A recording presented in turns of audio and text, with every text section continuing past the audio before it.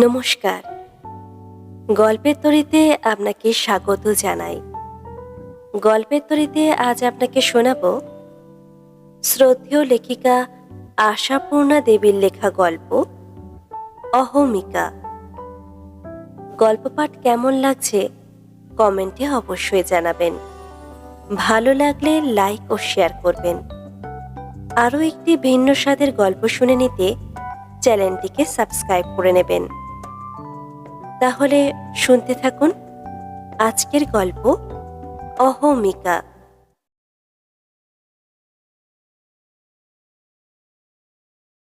ভোর থেকে বৃষ্টি পড়ছে।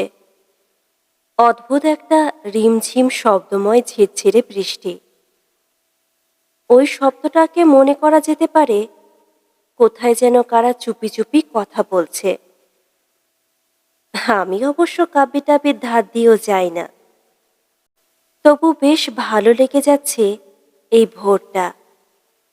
আরো ভালো লাগছে সকালটা। রবিবারের সকাল মনে পড়ছে। কি মজা! আজ আর একটু পরেই অফিসের জন্য তৈরি হতে হবে না। ভালো লাগাটা বেশ যথেষ্ট পরিমাণেই এসে গেছে বলেই বোধ করি আশা হচ্ছিল আজকের সকালটা বেশ শান্ত শান্ত কাটবে। নিত্যদিনের মতো ধুমধুমার কাণ্ড বেঁধে যাবে না। হায় আশা মরীচিকা! দ্বিতীয়বার চোখে ঘুমের আমেজটা ছড়িয়ে পড়ার মুখে আকাশে বাতাসে ছড়িয়ে পড়ল সেই কলকল্লোল ধ্বনি। কলরব না বলে কলকল্লোল বলছি এই কারণে, এই উদ্দাম নাটকের আবহে একটি মুখ খোলা জলের কল একভাবে নিজের কাজ করে চলেছে। তাই জলে প্রায় রোজই। প্রত্যাহিক লড়াইয়ের সূত্রপাত হয় প্রায়শই ওই মহা পীঠস্থানটি থেকেই। লড়াইয়ের বিষয়বস্তু যেদিন যাই হোক, লড়াইটা প্রত্যেক দিনই ধুমধুমার হয় এবং শেষ পর্যন্ত মোটামুটি ড্রই যায়। এ বাড়িটায় আমার বাস করার পূর্ণ অধিকার থাকলেও এখানে আমি জন্মাইনি। শৈশব বাল্য এখানকার স্মৃতি মণ্ডিত নয়। কিছুকাল হলো থাকতে এসেছি, আর এসে পর্যন্তই বুঝতে পারছি এই যোদ্ধা দম্পতির আসলে ঝগড়া করাটাই মূল লক্ষ্য, কারণটা উপলক্ষ্য মাত্র। সেটা যা হোক একটা কিছু হলেই হলো।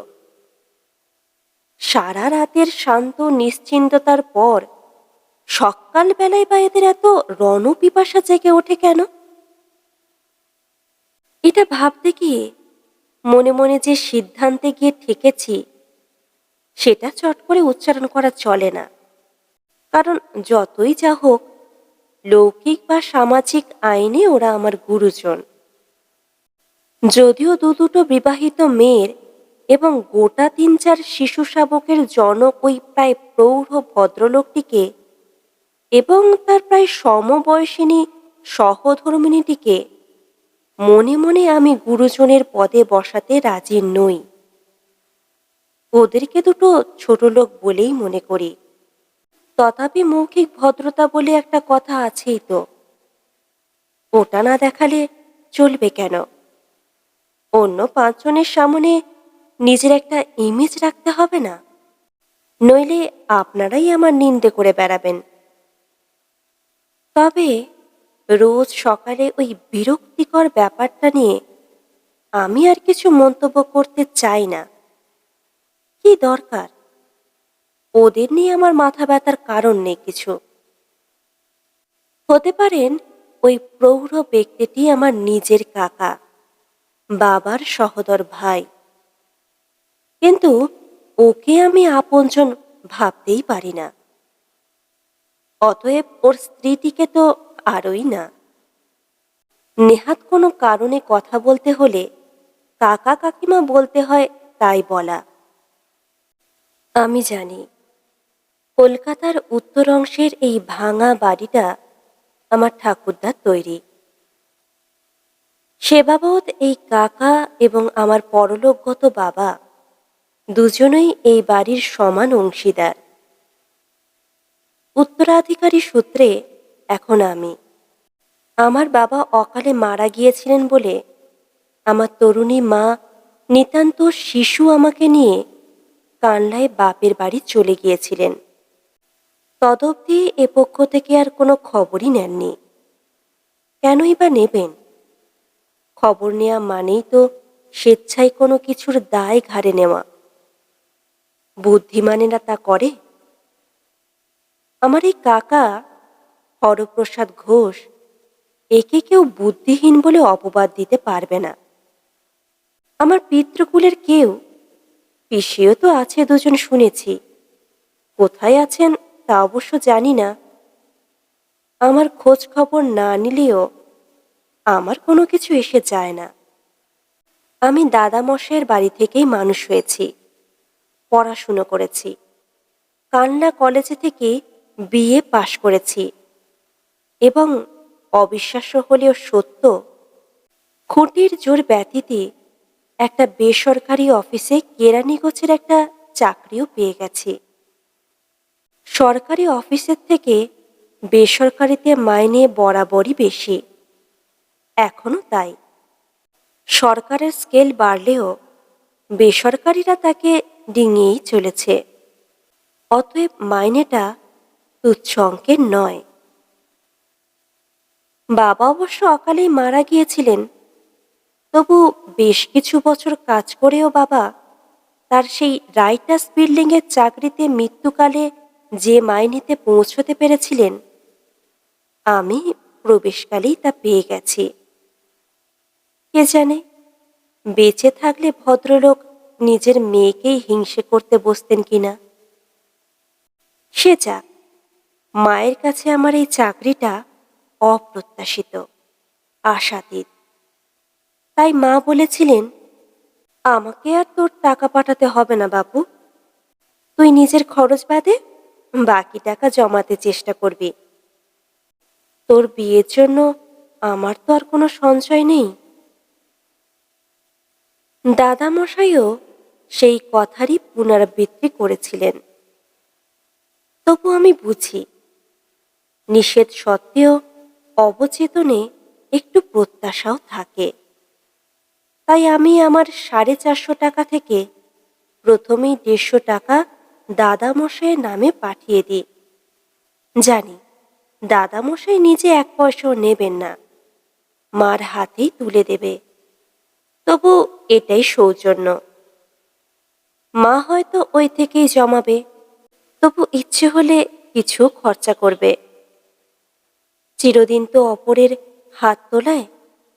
যদিও দাদামশাই চিরদিন এই ভাগ্যহীনা মেয়েটা অন্তঃপ্রাণ, এবং দাদামশাই যথেষ্ট অবস্থাপন্ন, তবু অধিকারের জিনিস আর উপহারের জিনিস। কালনায় 150 টাকা মানি অর্ডার করে এসেই কাকার হাতে নগদ 200টি টাকা ধরে দিই। প্রতিবারই কাকা হাতটা বাড়িয়ে ধরেই বলে, কেন যে এতগুলো টাকা দিয়ে দিস? বাড়ির মেয়ে সামান্য দুটো ডাল ভাত খাচ্ছিস। আমি সৌজন্য এবং গাম্ভীর্য দুই বজায় রেখে বলি, তা হোক, আমারও তো সংসারের প্রতি একটা কর্তব্য আছে কাকা। কাকা বিগলিতভাবে বলে, তবে আর কি বলবো, দে তবে। কাকা তো তোর অভাবী। আবার হঠাৎ গলা নামিয়ে বলে, তোর ওই কাকিটা না টাকা পেলি সন্তুষ্ট, বুঝলি? ওর রাগের ভয়ে আমার মেয়ের কাছ থেকে হাত পেতে খাই খরচা নিতে হয়। আমি আরো গম্ভীরভাবে বলি, এসব কথা বলছেন কেন কাকা? আমার ভালো লাগে না। কাকা থতমত খেয়ে যায়। তারপর আরো গলা নামিয়ে বলে, বলি কি আর সাধে মা, ও এমন মেয়ে মানুষ আমায় পর্যন্ত বিশ্বাস করে না। বলে, নিশ্চয় টুনু বেশি দিয়েছে, তুমি কিছু গাপ করছো। শোন তো মা, এইটা একটা কথা হলো? আমি মনে মনে ভাবি, খুবই হলো। কাকির সঙ্গে এই বিষয়ে একমত হতে আমার বাঁচছে না। কিন্তু ব্যাপারটা এমন যে খোলাখুলি বলে নেবার কোনো উপায়ও নেই। আমি তো আর কাকিকে জিজ্ঞেস করতে যেতে পারি না, কাকি, কাকা তোমায় আমার নাম করে কত দেয়? যাকে না পারি না পারি, তবু আমি বলতে কি বেশ সুখেই আছি। বাকি সারাটা মাস, বাকি ১০০টি টাকার একচ্ছত্র অধীশ্বরী আমি রীতিমতো পজিশনের ওপরেই থাকি। আমার ওই খুড়তুতো ভাই বোনেরা রীতিমতো সমীহর দৃষ্টিতে দেখে আমায়, এবং কাকিও সরাসরি কোনো আক্রমণাত্মক কথা বলতে সাহস পায় না। একদিনই শুধু ঘটেছিল একটা ঘটনা, কিন্তু এখানে আসার অনেক দিন পরের ব্যাপার। বুলানের এক সহপাঠিনী দিদির বিয়েতে বুলান কি পরে বিয়ে বাড়ি যাবে এই বলে মায়ের কাছে কান্নাকাটি করছিল শুনতে পেয়ে আমি মেয়েটাকে আড়ালে ডেকে বলেছিলাম, বুলান, বিয়ে বাড়ি যাবি? ও বলল, হুম। বললাম, আমার এই সিল্কের শাড়িখানা পরে যাবি? তোমার শাড়ি? ও তো হতভম্ব। দেখে খুবই লজ্জা করল, খুবই মায়া হলো। এমন কথাও মনে এসে গেল, এদের সঙ্গে অন্তত আরেকটু সহজ হয়ে মিশলে হয়। তাই শাড়িটা ওর গায়ের ওপর ধরে বললাম, পর না, রংটা তোকে খুব মানাবে। ফর্সা আছিস তো? আমি তো কেলে, তবু দাদামশাই পুজোর সময় ডিপ ডিপ রঙের শাড়ি দেন। শাড়িটা পেয়ে ও এত বিগলিত হয়েছিল যে হঠাৎ ওর চোখ দিয়ে জল এসে গিয়েছিল। পরে মানিয়েছিল সত্যি খুব। এসে বলেছিলাম, তোকেই কোণে বলে ভুল করবে লোকে। ভেবেছিলাম এই সহজ হয়ে মেশবার মধ্যে কত আনন্দ, কিন্তু সে ভাব স্থায়ী হতে পেল কি? পরদিন বুলান যখন শাড়িখানাকে ভালো করে পাট করে ফেরত দিতে এলো, আমি খপ করে বলে ফেললাম, তোকে ভীষণ মানিয়েছিল শাড়িটায়, তুই এটা নে। ও ভয় পেয়ে বলেছিল, না না, মা বকবে। দূর, বকার কি আছে? দিদির কাছে নেওয়া যায় না কিছু। কিন্তু হঠাৎ তদ্দ্বন্দ্বে রণমঞ্চে রানী রিজিয়ার প্রবেশ ঘটল। সঙ্গে সঙ্গে সংলাপ, যাবে না কেন টুনু, খুবই নেওয়া যায়। রোজগারি দিদি, তবে দেখি না তো তেমন। এটা তুমি ওকে দিতে চাইছো ওর পরা কাপড় ঘেন্নায় আর পরবে না বলে, এই তো? ও নেবে না। বুলান অবশ্য এতে ডুকরে কেঁদে উঠেছিল। কখনো শেষদি ও জন্য বলেনি, ভালোবেসে দিয়েছে, আমায় খুব মানিয়েছিল বলে, আমি নেব। এবং শেষ অবধি তার স্বর্গাদপি গরীয়সীর কণ্ঠ থেকে আফসোসের সুরও বেরিয়েছিল। তা দিয়েছে যখন নাও। এই, কাঁদবার কি হলো আবার? কিন্তু এরপর কি আর সহজ হওয়া সহজ? ওরাও তো পালিয়ে পালিয়ে বেরিয়েছে কতদিন। অতএব আবার আমি আমার গাম্ভীর্যের দুর্গে আশ্রয় নিয়েছি, যে আশ্রয় প্রথম থেকেই বেছে নিয়েছিলাম।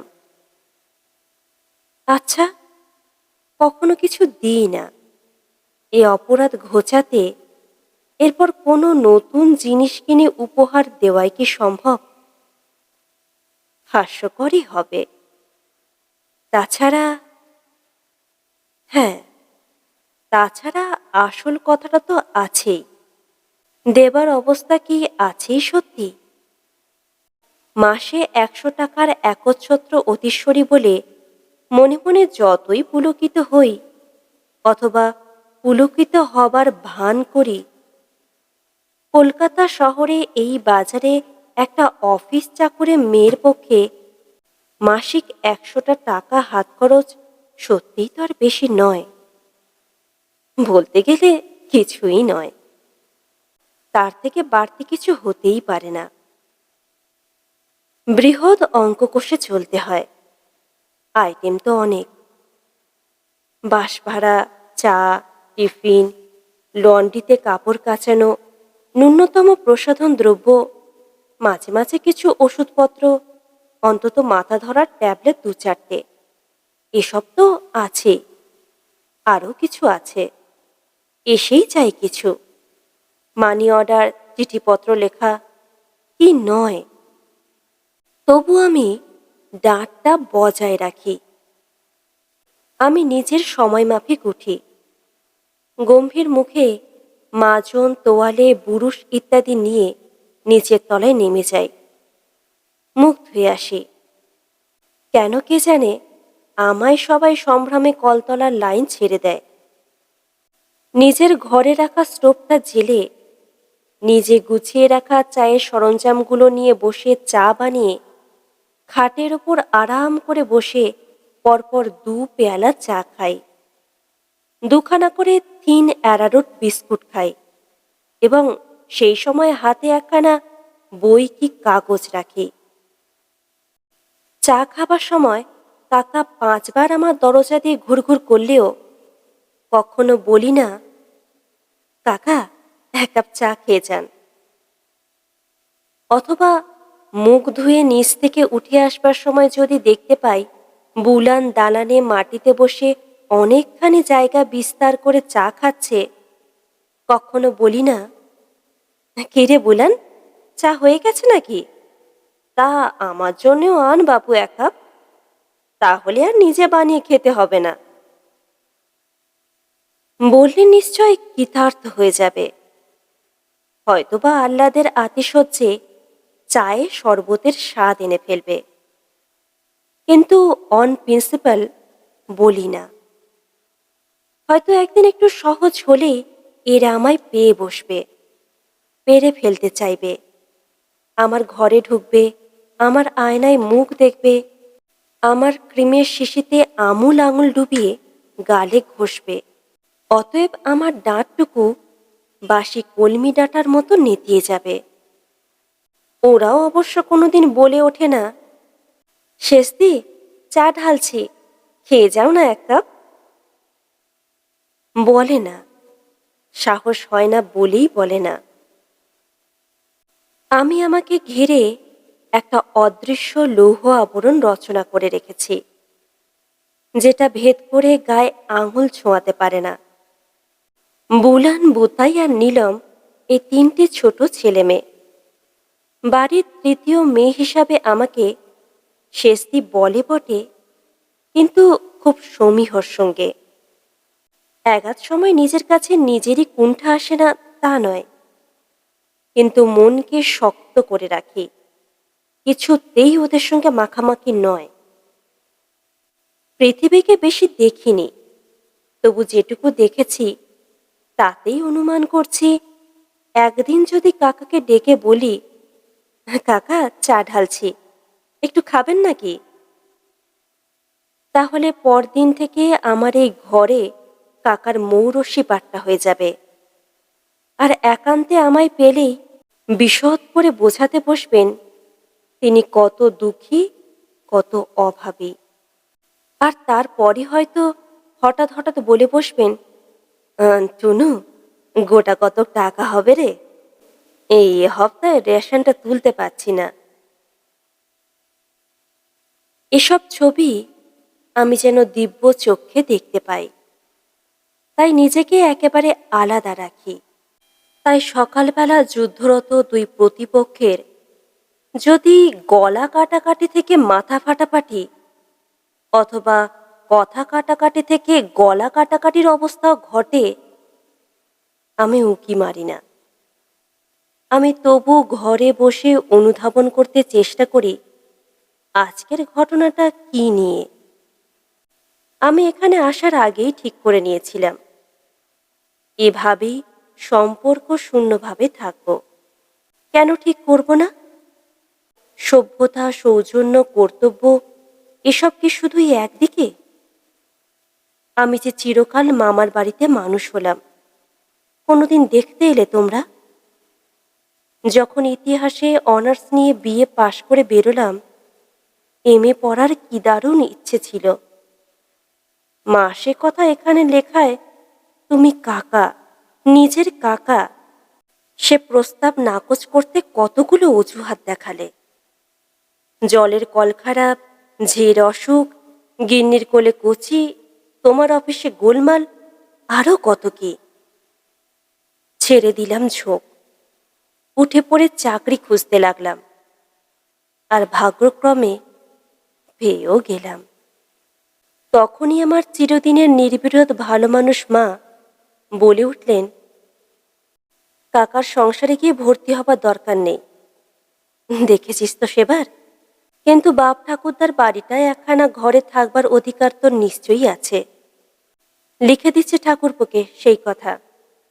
যে ঘরটায় আমি, মানে আমরা শুতাম, সেই আলনা, দেরাজ, টেবিল সবই ছিল। যদি বেঁচে না খেয়ে থাকে তো আছেও। তুই সেই ঘরে থাকবি, আর বাইরে কোথাও খাবার ব্যবস্থা করে নিবি। অবাক হয়ে গিয়েছিলাম সেদিন মায়ের রক্ষা কথায়। চিরদিনই তো মাকে উদাসীন মূর্তিতে দেখেছি, তার মানে ওই ঔদাসীন্যের অন্তরালে সঞ্চিত ছিল একটা তীব্র অভিমান, ভাগ্যের উপর, আত্মীয় স্বজনের উপর। লিখেছিলেন মা সে কথা। কাউকে চাপ দিতে চান না মা, তবে বাড়ির মেয়ে অবশ্যই বাড়িতে থাকতে চাইতে পারে। আর তার উত্তর, আহা, আমার বাবার সহোদর ভাইয়ের সে কি চিঠি, ফ্রেমে বাঁধিয়ে দেওয়ালে টাঙিয়ে রাখবার মতো। আহত অভিমানে কি দুঃখিত প্রশ্ন। দৈবাদ একবার দারুণ অসুবিধার সময় হতভাগ্য হরপ্রসাদ একটা অকর্তব্যের কাজ করে ফেলেছিল বলে কি এতটাই শাস্তি দেওয়া উচিত হবে তার চির স্নেহময়ী বৌদির? বৌদি আর হতভাগা হরপ্রসাদ প্রায় একই বয়সী, সেটা কি মনে পড়েনি? মনে পড়েনি সেই বড়দের লুকিয়ে কুলপিওয়ালা ডেকে কুলপি বরফ খাওয়া, সেই চুপি চুপি ছাদে গিয়ে হরপ্রসাদের বৌদিকে ঝালমুড়ি, আলু কাবলি, অবাক জলপান পৌঁছে দেওয়া? আচ্ছা, মনে না থাকুক, কেবলমাত্র দয়াময়ের চোখেই দেখুন তিনি। টুনু যদি তার নিজের বাড়িতে থেকে অন্যত্র খেতে যায়, তবে তার কাকা কাকি সমাজে মুখ দেখাতে পারবে? পূর্ব অপরাধের যতই শাস্তি দিন বৌদি, অভাগা দেওয়ারটাকে যেন এই সামাজিক দণ্ডের মতো কঠিন শাস্তিটা না দেন। এতই যদি মান অভিমানের প্রশ্ন থাকে, তো টুনু যে টাকাটা খরচ করে বাহিরে খাবে ভাবছে, সেইটাই ওর কাকির হাতে ধরে দিয়ে ডাঁটের ওপর থাকুক।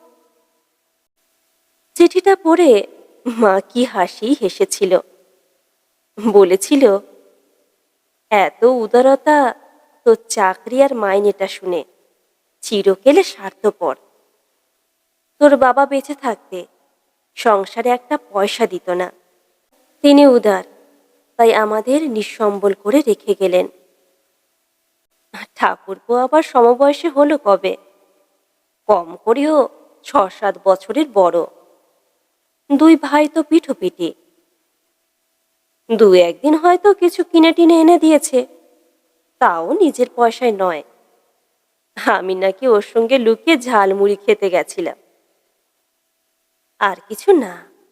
ঠিক আছে, তাই ভালো। পয়সা দিয়েই থাকবি, যা বলেছে কাকা। আমি লিখে দিচ্ছি। কাকা যদি ফ্রেমে বাঁধিয়ে রাখার মতো এই চিঠিটা না দিত মাকে, আর মা যদি তার নিজের সারা জীবনের অবরুদ্ধ রাগ, অভিমান, ক্ষোভের ভারে হঠাৎ ফেটে না পড়ত, তাহলে আমি হয়তো এমন নির্লিপ্তের সাধনা গ্রহণ করবার সংকল্প নিয়ে এখানে এসে ঢুকতাম না।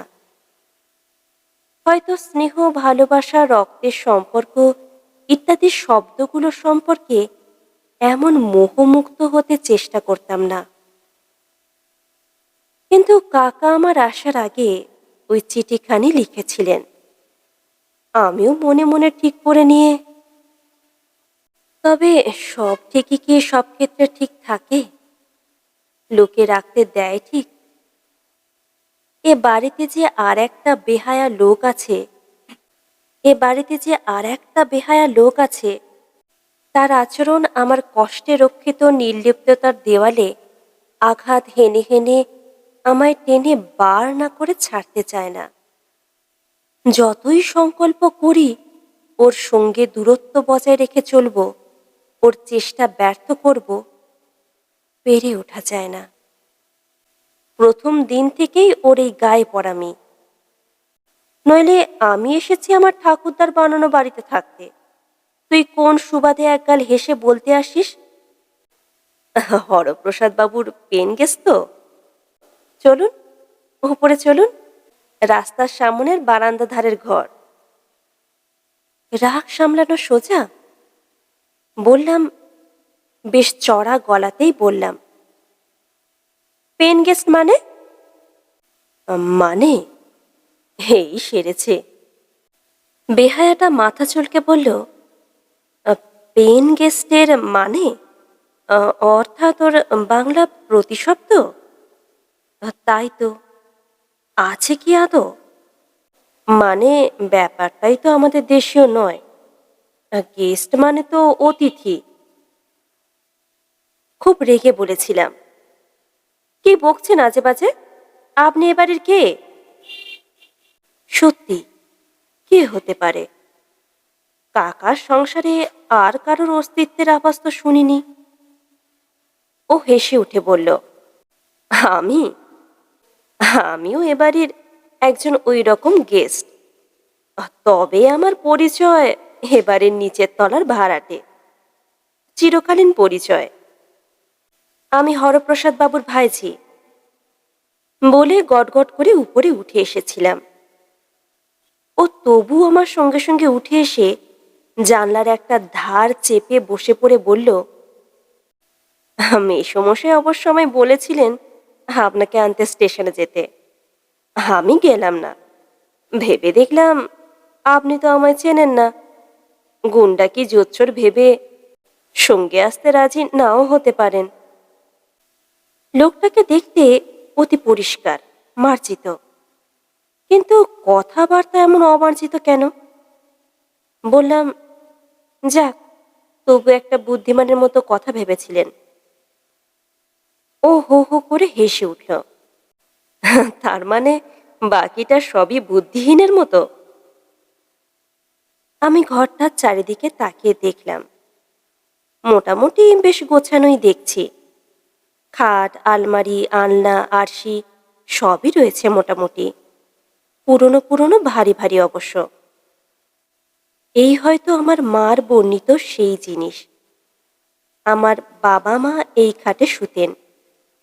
ভেবে একটু আবেগ আবেগ ভাব এলো, কিন্তু সামনেই একটা বাজে বাড়তি লোক। বললাম, আমার তো তাই মনে হচ্ছে। যাক, বাড়ির আসল লোকরা কোথায়? আসল লোকটা অকারণে হেসে উঠে বলল, আপনি আমায় যতই হুড আউট করতে চান, আপনার কাকা কিন্তু আমায় খুব ভালোবাসেন। শুনে খুশি হলাম, কিন্তু কোথায় তারা? এখনই দেখতে পাবেন। যাক, আমায় দেখে খুশি হচ্ছেন না মনে হচ্ছে। আপাতত চলে যাচ্ছি, কিন্তু চিরতরে নয়। কি অদ্ভুত আশ্চর্য লোক বাবা, গম্ভীর থাকতে দেবে না। প্রথম দিন থেকেই এই আচরণ। তারপর জানতে পারলাম, নিজেই গায়ে পড়ে পড়ে জানিয়েছে, নিচের তলাটা কাকা ভাড়া দিয়েছেন আমার বাবা মারা যাওয়া এবং আমরা চলে যাওয়ার পরই। ওই ছেলেটা, যার নাম সলিল, তখন স্কুলের ছাত্র। মা বাবা আর সে এসেছিল এখানে। বাবা মারা গেছেন বেশ কিছুদিন, তারপর মা, সেও বছর 2। ততব্দি ও এ বাড়ির রান্নাঘরে ভর্তি হয়ে গেছে।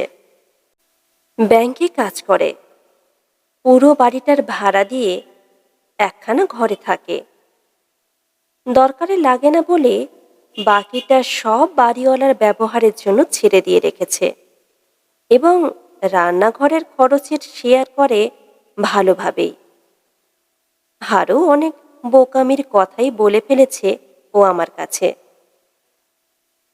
বাড়িতে যত না কথা, বাস স্ট্যান্ডে তার থেকে বেশি। কারণ একই সময় দুজনকেই অফিসের উদ্দেশ্যে যাত্রা করতে হয় এবং ফেরাটাও প্রায় একই সময় হয়ে যায়। কোনো কোনো দিন বলে, চলুন বাড়ি ঢোকার আগে কোথাও একটু চা খেয়ে নেওয়া যাক।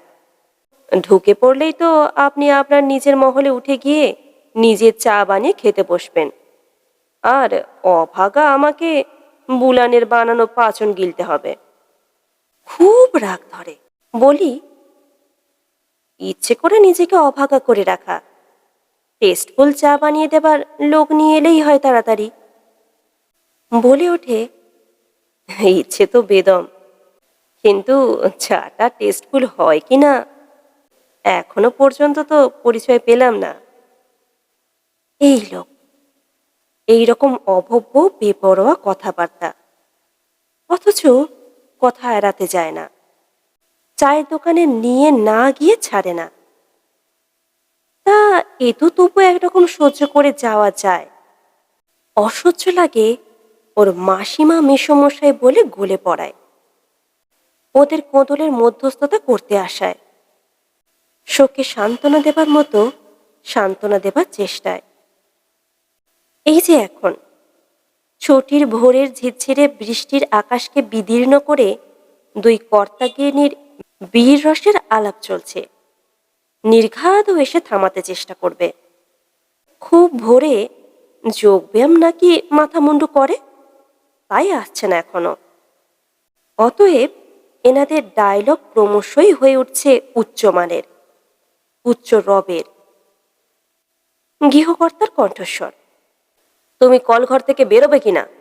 আর 1 মিনিট সময় দিচ্ছি, স্রেফ 1 মিনিট, না বেরোলে দরজা ভেঙে বার করব। এই দৃপ্ত ঘোষণায় গৃহিণীর যে কিছু এসে গেল তা মনে হলো না। উত্তর ভেসে এলো, ওরে আমার সময় দেনেওয়ালা জজ সাহেব, দরজা ভেঙে টেনে বার করবেন। এই লাশ টেনে বার করবার ভারী ক্ষমতা তালপাতার সিপাই। যাও যাও, নিজের কাজে যাও, দিক করতে এসো না। নিজের কাজেই আসা হয়েছে। বাড়ির কর্তার দেখা উচিত সংসারের প্রতিটি জিনিস সবাই সমান ভাগে ভোগ করবে। তুমি 2 ঘন্টা কলঘর দখল করে থাকবে কিসের জন্যে? আর কারো দরকার নেই?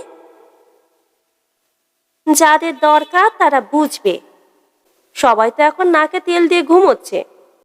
তুমি তাদের হয়ে ওকালতি করতে না এবার ঘরে দরজায় না গলাতে এসেছো কেন? যাও বলছি, আমার দেরি আছে। এই নাকে তেলের লক্ষ্যবস্তু যে আমি, তা বুঝতে পারি। মনে মনে হাসি। গৃহকর্তার আবার হুঙ্কার, ঘুমোয় কি আর সাধে? তোমার এই দখল করে পড়ে থাকার জন্যই ঘুমোয়, শেষে অফিস যাওয়ার সময় হুড়োহুড়ি। জেগে জেগে স্বপ্ন দেখছো নাকি? আজ অফিসটা কার আছে শুনি? রবিবার সে খেয়াল নেই? যাও, আমার ব্যস্ত করতে না এসে তাড়াতাড়ি বাজারে যাও দেখি। রবিবার যদি তো বাজারের তাড়াটা কি? না, তাড়া নেই। গড়িয়ে গড়িয়ে দেরি করে তারপর মাছের থলে নাচিয়ে এসে বলবে বাজারে কিছু মাছ নেই, শুধু এই চারা মাছ দুটো পেলাম। এবার চাপা গর্জন, তা কি করা হবে শুনি? এই রাবণের গোষ্ঠীর জন্য মুরগি মটন আনতে হবে? উত্তর কিন্তু চিল কণ্ঠে, তা রাবণের গোষ্ঠী জোগাড় করতে বলেছিল কে? নিত্য নতুন আপদ বালাই এনে হেসেলে ভর্তি করা হচ্ছে। আমি পারবো না এই বিরিঙ্গির গোষ্ঠীর ভাত রাঁধতে, এই বলে দিচ্ছি। ও, পারবেন না? বেগম জাহানারা এলেন? পারবে না তো? আচ্ছা ঠিক আছে, এই চললাম বাজারে, আনবো না চারা চুনো মাছ, মাংস, কাটাপোনা, হাঁসের ডিম নিয়ে আসছি, দেখি কদিন চালাতে পারো। এই, খবরদার বলে দিচ্ছি, ভূত ভোজন করাতে আর মাংস কাটাপোনা আনতে হবে না। এই পরস্পর বিরোধী কথায় ক্রমশই হাসি পাওয়ার বদলে রাগ আসছিল। যদিও এসব নতুন ইঙ্গিত নয়, যখন তখনই দেওয়ালকে শুনিয়ে উচ্চারিত হয় এমন সব কথা, যার অর্থ খেটে খেটে হাড় কালি হলো, ভারী ভারী ভাতের হাড়ি নামাতে নামাতে বুকে ব্যথা হলো। যিনি সংসারে আপদ বাড়ি জোটাতে ওস্তাদ, তিনি তো তাকিয়েও দেখেন না লোকে কেমন পায়ের ওপর পা দিয়ে বাড়া ভাতটি পাচ্ছে। একটা জোয়ান ছেলে বাজারটুকু এনে দিতে পারে না, হ্যাঁ? আর আরেকজন কুটোটি ভেঙে দুটোটি করতে জানেন না। এবার মোড়ে মা লক্ষ্মী হব, এমএ বিএ পাশ করব, আপিসের বাবু হব। ছড়িয়ে ছিটিয়ে টুকরো টুকরো ভাবে আসি এসব কথা কানে, গ্রাহ্য করি না। কিন্তু ক্রমশই মনে হচ্ছে একটা লেডিস হস্টেল ঠিক করে চলে যাই। ঠাকুরদার বাড়ির ইট দখল করে থাকবার আর দরকার নেই আমার। আরও রাগ হয় সেই জোয়ান ছেলে নামক লোকটাও এগুলো শুনে অম্লান মুখে এদের রান্নাঘরে খেতে আসে। ভগবান জানে কি দেয় না দেয়, তবে বাড়িটা দখল ছেড়ে দিয়েও পুরো ভাড়া দেয় এটা তো জানতেই পেরে গেছি। নিচের তলার তিনখানা ঘর, একটা দালান ইত্যাদির মধ্যে একটা মাত্র ছোট ঘরে থাকে সলিল নামের বুদ্ধু বোকাটা। মাঝে মাঝে ধিক্কার দিতেও তো ছাড়ি না, বলি তো, কোন লজ্জায় ওই ভাত অম্লান মুখে খান আপনি? আপনার তো আর অন্যত্র খেলে শ্রী হরপ্রসাদ ঘোষকে সামাজিক শাস্তি দেওয়ার দোষ করবে না। যান যান, কাল থেকে একটা মেসে গিয়ে উঠুন না। একখানা ঘরে পড়ে থেকে পুরো বাড়ির ভাড়া দিচ্ছেন, পুরো দাম দিয়ে আপদ বালাই হয়ে দুমুঠো ভাত খাচ্ছেন। আপনি বুদ্ধু না ভুতুম? তবু লজ্জা পায় না, চেষ্টা করে না মিশে যাবার, বরং এদের সঙ্গে যেন গায়ে মেখে থাকে। এই যে এক্ষুনি শুনতে পাচ্ছি, কি মাসিমা, আপনাদের প্রভাত সঙ্গীত শেষ হলো? উফ, মাথাও ধরে না আপনার? মাসিমা বোধ করে এখন ভিজে কাপড়ে খপখপিয়ে বেরিয়ে এসেছেন। বলে উঠলেন, তা আমায় বলতে এসেছো কেন বাছা? ঝগড়াটা যে বাঁধাতে আসে তাকে বলতে পারো না? আহা, আপনারাই তো বলেন দুহাত ছাড়া তালি বাজে না। বেশি চেঁচালে জীবনী শক্তি কমে যায়, তা জানেন? যাক না, গেলেই বাঁচি, মরে আবার নতুন জন্ম নি। নতুন জন্ম? কি জন্ম পাবেন জানা আছে তো? কেরে বুলান, চায়ের জল চাপিয়েছিস না এখনো পেরে উঠিসনি? জানি বুলান কিছু বলার আগেই বুলান চরণে কিছু একটা কটু ভাষায় মন্তব্য করে বসবেন। এটা হোটেল নয় যে সব সময় খিদমতগার থাকবে, সেটা ভেবে দেখতে বলবেন। আর এও জানি ওই বেহায়া হতভাগাটা হাহা করে হেসে বলবে, ওরে বুলান, আগে মাসিমাকে আচ্ছা করে কড়া করে বড় এক গ্লাস চা দে, তারপর অন্য অভাগাদের। সর্বদাই তো দেখছি, অসহ্য, ক্রমেই অসহ্য লাগছে। একটা আস্ত পুরুষ মানুষ এমন নিরুপায়ের ভূমিকায় পড়ে থাকবে, এটা দেখে বরদাস্ত করা যায় না। ও মিশে না যায়, আমি একটা হোস্টেল দেখে চলে যাব। নিজের স্টাইলে যথারীতি সেজে রাস্তায় বেরোলাম। এখন আকাশ পরিষ্কার, বাসের রাস্তায় এসেছি। ওমা, দেখি ঠিক দাঁড়িয়ে সলিলচন্দ্র। হে কি, ছুটির দিনে অফিসের সময় কোথায় চললেন? গম্ভীরভাবে বললাম, একটা লেডিস হস্টেলে সিট পাই কিনা দেখতে। চমকে উঠে বলল, সে কি? অবাক হচ্ছেন কেন? আগেও তো বলেছি, এত অশান্তি সহ্য হচ্ছে না আমার। কি আশ্চর্য! অশান্তি করছেন তো ওরা, আপনার কি? কান থাকলে বুঝতেন আমার কি। না, এত অপমান সহ্য হচ্ছে না আমার। আপনার যে কি করে সহ্য হয়! আরে, অপমান ভাবলেই অপমান, কাক ডাকে কাকা, ভাবলেই কিছু না।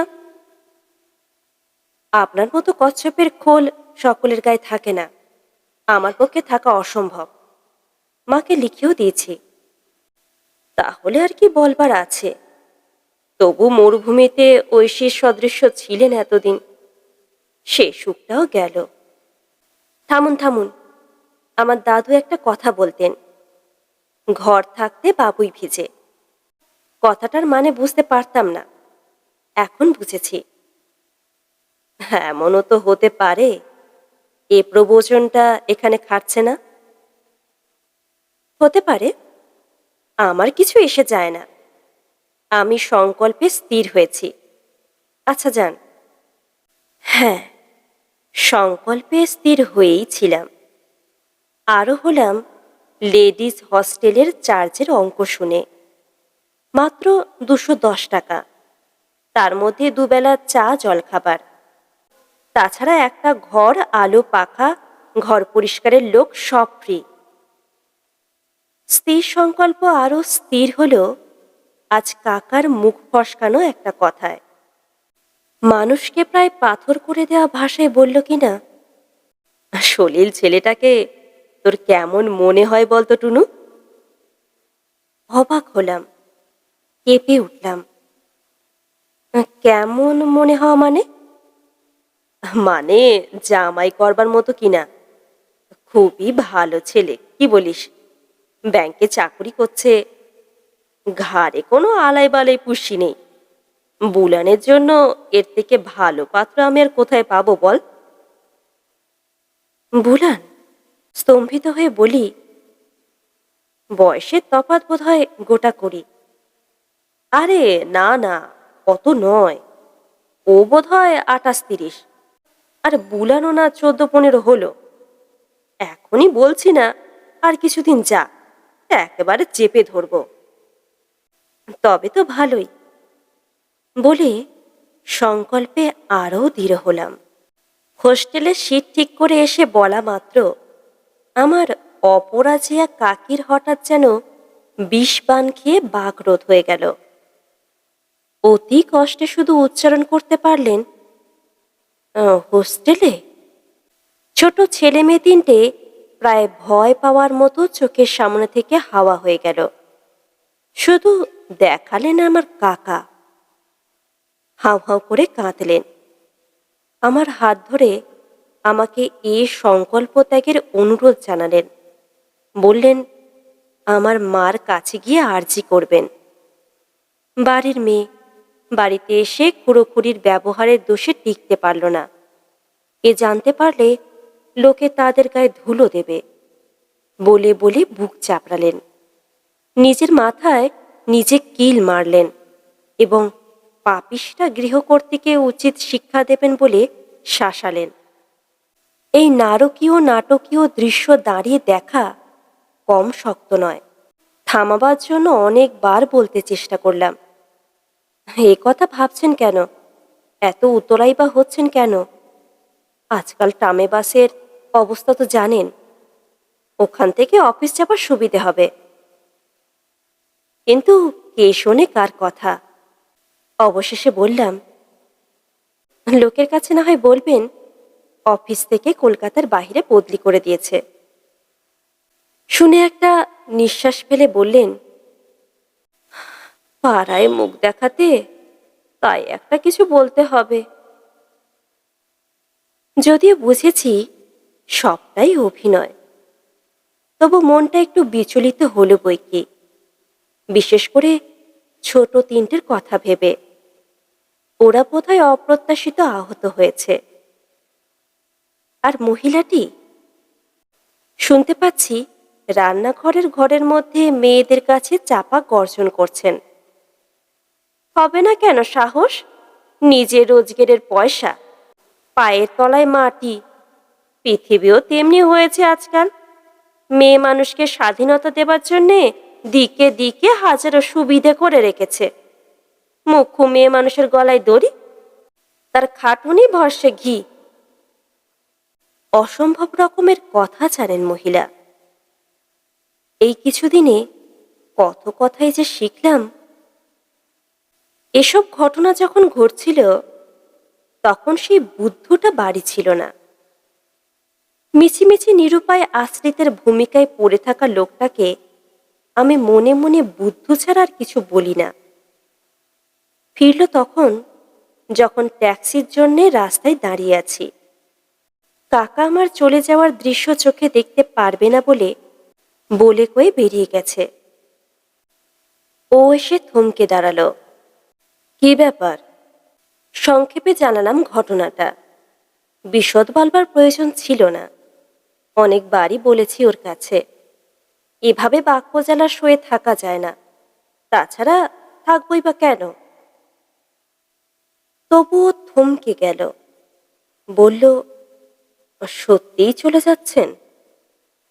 বললাম, আমি যা করি সত্যিই করি। আমি কিন্তু ভাবতে পারিনি সত্যি। মেসোমশাই নিশ্চয়ই খুব হয়েছেন। আমি ব্যাপারটাকে লঘু করবার জন্যে একটু হেসে উঠে বললাম, তা বেশ একটু। একটা দারুণ নাটকীয় দৃশ্য মিস করলেন। নাটকীয় দৃশ্য? হ্যাঁ, ভাইঝির বিচ্ছেদের আশঙ্কায় কাকার দুরান্ত শোকের দৃশ্য। ভেবেছিলাম হেসে উঠবে, হাসল না। গম্ভীর পরিতাপের মতো একটা নিঃশ্বাস ফেলে বলল, হাসছেন আপনি? আমার কিন্তু ওর জন্য খুব দুঃখ হচ্ছে। আসলে শোকের মতোই হলো। জানেন তো অবস্থা, কি বা চাকরি, কি বা মাইনে। নিজের বাড়িটা আছে তাই। সত্যি বলতে একটু থতমত খেয়ে গেলাম। অতএব হালকাভাবে বললাম, তা আমার জন্য আর অবস্থার তারতম্য কি হচ্ছিল? মহারানী স্টাইলে কিছু না খেটে খেয়েছি থেকেছি। ও একটু বিষণ্ণ হাসি হাসল। তেমনি ভাবেই বলল, তা নয় মোটেই। আসল ভরসা তো ছিল ওর বাড়ির একতলাটার বাড়ি ভাড়া, আর সেই পেন গেস্ট বাড়ি ভাড়াটার মান্থলি কন্ট্রিবিউশনটা। সেটা কতই আর, খুবই টানাটানি। তবু আপনি আসায় আপনার অবদানে একটু সুবিধের মুখ দেখেছিলেন। আবার একটা নিঃশ্বাস ফেলল। শুনে লজ্জায় মাথা কাটা গেল। একটা নিষ্ঠুর ব্যক্তি এভাবে ভেবেছে? আমি তো ঠিক এভাবে ভাবিনি। আমি ভেবেছি এই সামান্য খাওয়া দাওয়া একটা মানুষের পক্ষে যথেষ্ট দিচ্ছি। একটি কথা বলার অধিকার থাকার কথা নয়। তাই পরিস্থিতি হালকা করতে চেষ্টা করি। না না, ওর আরও নেশা আছে। রেশের বইটই নাড়েন দেখি। সে তো মরীচিকা, স্রেফ একটা জীবনে ব্যর্থ লোক। অথচ মজাটা এই, সারা জীবনই নানাবিধ প্যাঁচ কষলেন, চালাকি খাটাবার চেষ্টা করলেন, ওয়ান পাইস ফাদার মাদার করলেন। তবু এসব জেনেও আপনার মায়া আসে? জেনেই তো বেশি মায়া আসে। আশ্চর্য! শ্রেষ্ঠ অবধির চিরন্তন উদাহরণে গাছের যে ডালে বসে আছেন সেই ডালেই কোপ দিয়ে চলেছেন। এতে রাগ আসে না করুণা আসে? আমার বিশ্বাস ছিল আপনারও হয়তো লজ্জায় মরে যেতে ইচ্ছে করছে। তবু মুখ রক্ষা করতে বলি, আপনার মতো মহৎ মহান সবাই যদি না হতে পারে? ও আমার দিকে তাকালো, আস্তে বলল, এক্ষেত্রে মহৎ মহান হবার জন্য কতটুকুই বা কি লাগে? শুধু তুলোর গদার আক্রমণটাকে একটু ইগনোর করতে পারার ধৈর্য। দেখতেন ক্রমেই গা সওয়া হয়ে যেত, দিব্যে আনন্দেই থাকতেন। নিজেকে সামলে বলি, সেটা অবশ্য আপনাকে দেখে বোঝাই যায়। যায় যায় বই কি। এখন হঠাৎ কেমন একটা অপদস্থ অপদস্থ ভাব এসে গেল। রেগে রেগে বললাম, সর্বক্ষণ তো আহ্লাদের সাগরে ভাসছেন দেখি। ও এতক্ষণ একটু হাসল, বলল, কিছুদিন যাবৎ আহ্লাদের মহাসমুদ্রে ভাসছিলাম। মানে শূন্যে একটা সোনার প্রাসাদ বানাতে বসেছিলাম কিনা। এই আপনার ট্যাক্সি এসে গেল। এই ট্যাক্সি। আশ্চর্য, অন্য সময় কত দাঁড়াতে হয় ট্যাক্সির জন্য, কিন্তু যদিই বা আরো অনেক অনেক দেরি করেই আসতো, কি করতাম? কি করে উঠতে পারতাম? ফিরে গিয়ে বাঁধা বিছানা খুলে ফেলে আবার বিছিয়ে নিতাম? গোছানো সুটকেস ছড়িয়ে ফেলতাম? যা হতে পারে না, হওয়া অসম্ভব, তা ভেবে আর লাভ কি? সকলের উপর আত্মমর্যাদা। ট্যাক্সিটা সামনে এসে দাঁড়ালো, মিটারটা নামিয়ে দিল।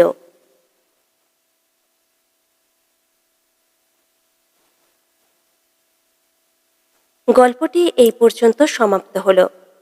আপনারা শুনছিলেন আশাপূর্ণা দেবীর লেখা গল্প অহমিকা। গল্পটি ভালো লাগলে অবশ্যই করে লাইক করবেন, কমেন্টে আপনাদের মূল্যবান মতামত জানাবেন, বন্ধু বান্ধব আত্মীয় স্বজনদের সাথে শেয়ার করে নেবেন। আরও একটি ভিন্ন স্বাদের গল্প নিয়ে আপনাদের সামনে খুব শীঘ্রই হাজির হব। ততক্ষণের জন্য সবাই ভালো থাকবেন, সুস্থ থাকবেন। ধন্যবাদ।